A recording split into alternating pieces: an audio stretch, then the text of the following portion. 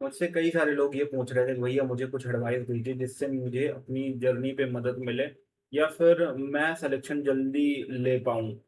तो मैं आपको 2 ऐसी चीज़ बताऊँगा आज, जिसको एक को आपको बिल्कुल करना है और एक को बिल्कुल आपको नहीं करना है। तो पहली चीज़ है, ये रहा मेरा इंट्रोडक्शन, आप अगर चाहें तो पॉज़ करके पढ़ सकते हैं। और ये इंस्टाग्राम की आईडी है मेरी, अगर आपका कुछ क्वेश्चन है या फिर डाउट है तो आप इसमें भेज सकते हैं। तो what is the best thing जो एक एस्पायरेंट कर सकता है अपनी जर्नी को मतलब अच्छा बनाने के लिए, और जिससे उसका सिलेक्शन जल्दी हो जाएगा। और ये जो चीज़ें मैं बता रहा हूँ, अगर आप ये रेगुलरली करते हैं तो ये आपकी जर्नी पे कैटलिस्ट की तरह काम करेंगे। कैटलिस्ट अगर आप नहीं समझते तो जो रिएक्शन को जल्दी कर देता है। केमिस्ट्री जो लोग पढ़े होंगे उनको समझ में आ रहा होगा। तो पहली चीज़ है, आप सेल्फ हेल्प बुक्स पढ़ने की आदत डाल लीजिए, 15-20 मिनट, या फिर उनकी समरी देख लीजिए, अगर आपके पास बुक पढ़ने का टाइम नहीं है तो। पहली बुक जो मैंने पढ़ी थी उसका नाम था माइंडसेट, और दूसरी थी एटॉमिक हैबिट, है ना? जो मैंने शुरुआती दौर पे पढ़ी थी।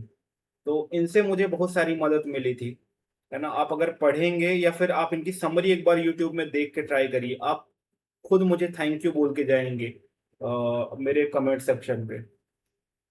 और दूसरी चीज़ है प्रैक्टिस मेडिटेशन रेगुलरली। ये मैं इसलिए बोल रहा हूँ कि बहुत सारे लोग हैं जो जिनका ध्यान भटक जाता है, जो स्ट्रेस में रहते हैं छोटी-छोटी चीज़ों को सोच के। तो आप अगर मेडिटेशन जब रेगुलरली करने लगेंगे ना, तो आपको ध्यान लगाना आने लगेगा एक जगह पे। तो फालतू की चीज़ों में जैसे आपका ध्यान जाने लगेगा या फिर इधर-उधर की नेगेटिविटी में, आप अपना ध्यान वहीं से खींच के तुरंत अपने गोल पे ले आएँगे एक जगह पे। तो ये आपका माइंड ट्रेन्ड हो जाएगा। इसीलिए आप जब कम सोचेंगे तो आपको स्ट्रेस कम होगा, एंग्ज़ायटी कम होगी। और बिना और स्ट्रेस और एंग्ज़ायटी का इंसान ज़्यादा अच्छा परफ़ॉर्म करता है एग्ज़ाम में। तो ये करना शुरू करिए। और तीसरी चीज़ है कि मतलब दूसरी चीज़ है कि जो आपको बिल्कुल भी नहीं करनी, worst things an aspirant can do. तो पहली चीज़ है गेटिंग ट्रैप्ड इन रिलेशनशिप्स, या फिर रिलेशनशिप ले लीजिए। तो आपको रिलेशनशिप में नहीं फँसना। अगर आप पहले से हैं और आपका रिलेशनशिप बहुत अच्छे से काम कर रहा है आपके लिए, तो आप रह सकते हैं, नहीं तो मेजॉरिटी लोगों के लिए रिलेशनशिप्स बुरे ही काम करते हैं। वो परेशान रहते हैं, उनकी एनर्जी ड्रेन आउट रहती है। वो सोचते रहते हैं क्या करेगा अगला इंसान, कहीं छोड़ ना दे, कहीं छोड़ ना दे। तो इन सब चीज़ों से आपको बचना है। जितना ज़्यादा आपके दिमाग में बोझ रहेगा और दूसरी चीज़ों का अपने सिलेक्शन के अलावा, आपकी प्रोडक्टिविटी कम होगी। अब ऐसा भी नहीं है कि आपका रिलेशनशिप अच्छा चल रहा तो अब मैंने कह दिया तो आप अपना रिलेशनशिप तोड़ दें, ऐसा बिल्कुल नहीं करना है ना? पर अगर आप अगर सोच रहे हैं कि मुझे किसी के साथ रिलेशनशिप में आना है तो रोक दीजिए। या फिर अगर आप किसी के पीछे हैं तो तुरंत कमिट करिए, है ना? उनसे बोलिए कि आदमी जानता है कि, है ना, कि किसके साथ रिलेशनशिप में आना है, किसके साथ नहीं। तो सामने वाले से क्लियरली कम्युनिकेट करिए कि क्या है। अगर वो मना करते हैं तो अपने काम पे लग जाइए, टाइम वेस्ट करना छोड़िए, ज़िंदगी बहुत छोटी है। और दूसरी चीज़ है ओवर इन्वॉल्वमेंट इन फ्रेंडशिप्स। तो लोग भाईचारा बहुत निभाते हैं। आज भाईचारा निभा रहे हैं क्योंकि उनके पास समय है ना?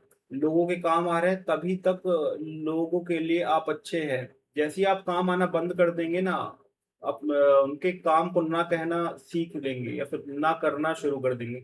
आप तुरंत ही उनके नज़रों पे गिर जाएँगे और वो आपकी बुराई करने लगेंगे, कितना बुरा है, कितना बदतमीज़ है। तो इसीलिए पहले अपने आप को प्रायोरिटाइज़ करिए। ये समझिए कि ये टाइम आपका भी उधार है आपके माँ-बाप।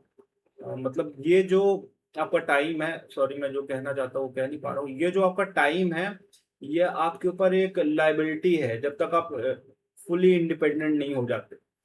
तो आप ये समझिए, है ना, अपने आप से ये वादा करिए कि जब तक मैं इंडिपेंडेंट नहीं हो जाऊँगा तब तक मेरा समय मेरा ही नहीं है।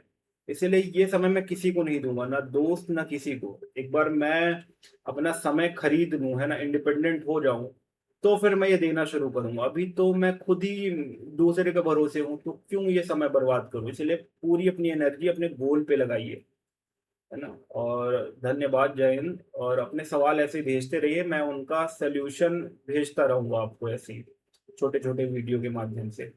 और मैंने अभी ही वीडियो बनाना शुरू किया तो हो सकता है मुझसे कुछ गलतियाँ हो रही हो, तो मुझे माफ़ करिएगा, है ना? उतना अच्छा भी कम्युनिकेट हो सकता है ना कर पा रहा हूँ।